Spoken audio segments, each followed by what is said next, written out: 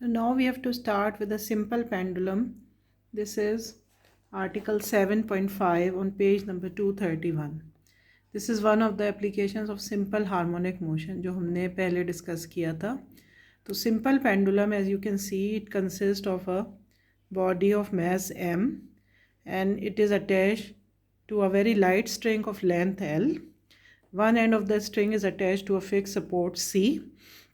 At the other hand, we have a body of mass m, a small heavy mass, which is denoted by m.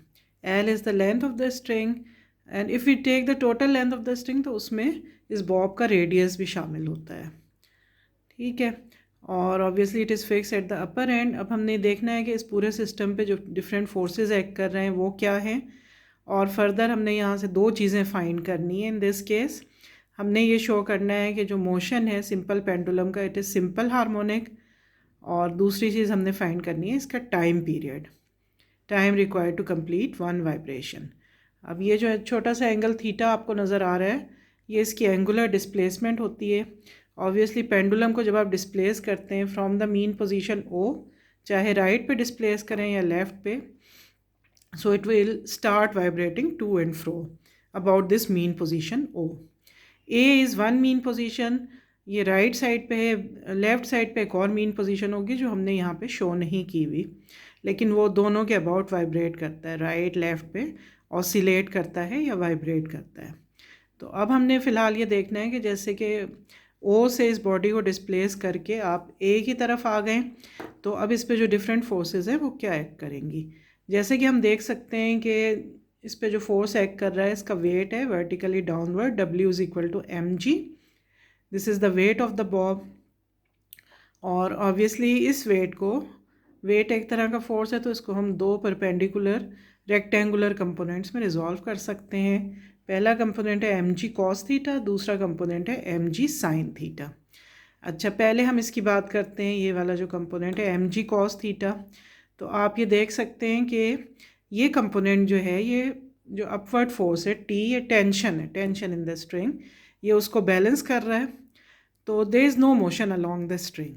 String के along कोई motion नहीं हो रही, बल्कि इस direction में मोशन हो रही है. तो इसका मतलब ये हुआ कि ये वाला जो कंपोनेंट है mg sin थीटा, इसकी वजह से इस बॉडी की मोशन हो रही है.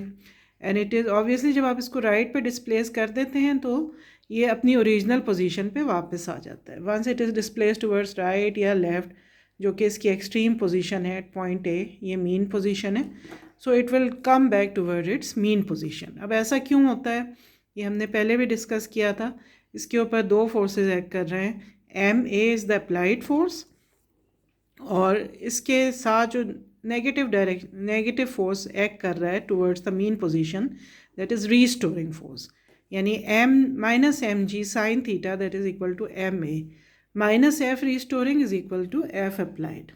अब इसका मतलब ये है कि जब कभी इस बॉडी को डिस्प्लेस किया जाएगा, it will try to come back toward its mean और equilibrium position under the action of this restoring force. तो ऑब्वियसली जो रीस्टोरिंग फोर्स है इसके साथ हमने यूज़ किया है एक नेगेटिव साइन.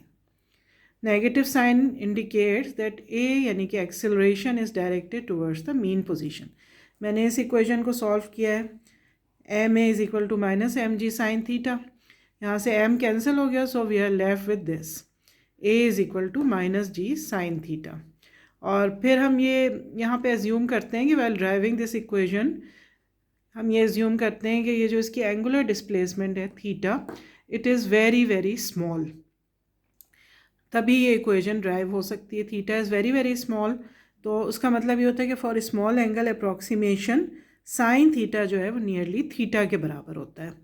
जो बहुत छोटे एंगल्स होते हैं जिसके लिए डिस्प्लेसमेंट होती है, तो इसका मतलब ये हुआ कि जब आप साइन थीटा की जगह थीटा लगा देंगे इन दिस इक्वेशन, तो हमारे पास क्या आ जाएगा, a is equal to minus g theta.